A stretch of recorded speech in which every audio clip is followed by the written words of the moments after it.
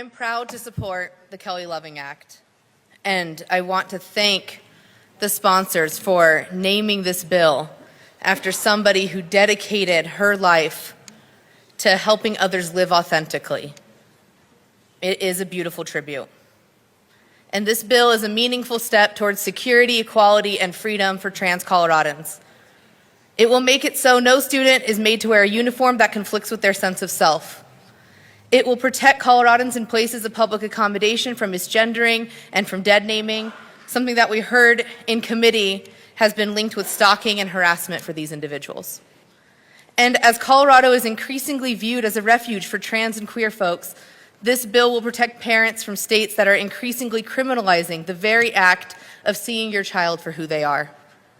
This bill is a necessary step towards securing full rights and equality for trans people. And it is also an insufficient one. Because as we have seen, we as a state and as a nation have a lot of work to do to improve the way that we are talking about such a vulnerable community. In committee, we heard a lot of opinions. We heard from groups that called trans community members groomers and pedophiles, that accuse our community members of heinous acts with children simply because they exist, because of who they are. And then we are asked why they are not consulted in the drafting of this bill. Groups that are actively making our trans community less safe every day, asking why their language was not taken into consideration on a bill to provide legal protections for transgender individuals. I will call those groups hateful, and I am not the only person who has done so. Some of the groups in opposition to this bill are on a list of hate groups maintained by one of the most well-known civil rights law firms. And yes, I will compare that to saying it's like asking someone working on civil rights legislation to consult with white supremacist groups. And I will do that unapologetically. By the way, parents groups that are inclusive are supportive of this legislation. But the reaction to this bill really proves the point as to the risks involved just in being an ally to the trans community.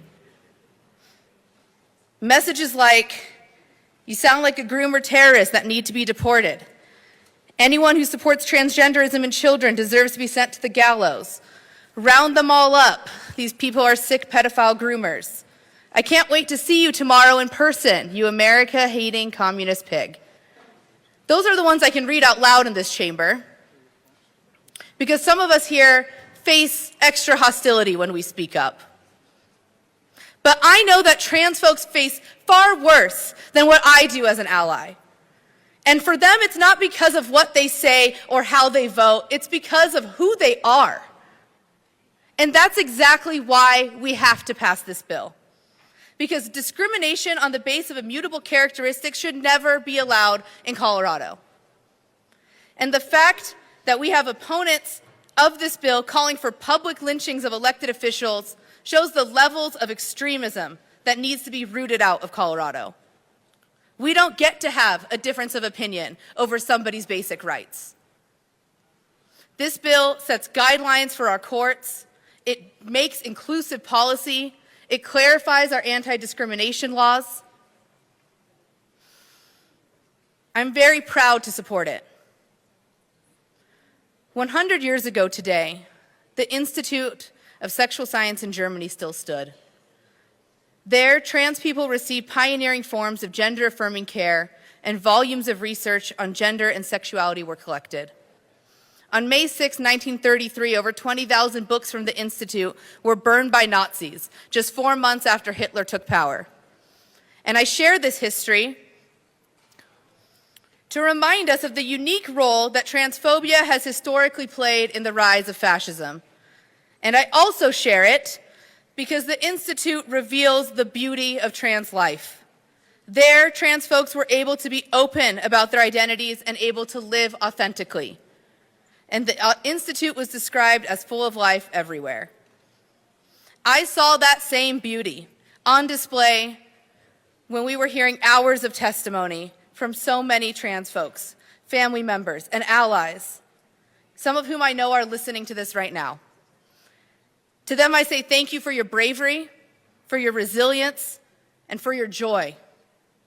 You are living out the legacy of Kelly Loving, and it is because of you that I enthusiastically ask for everybody to support this bill.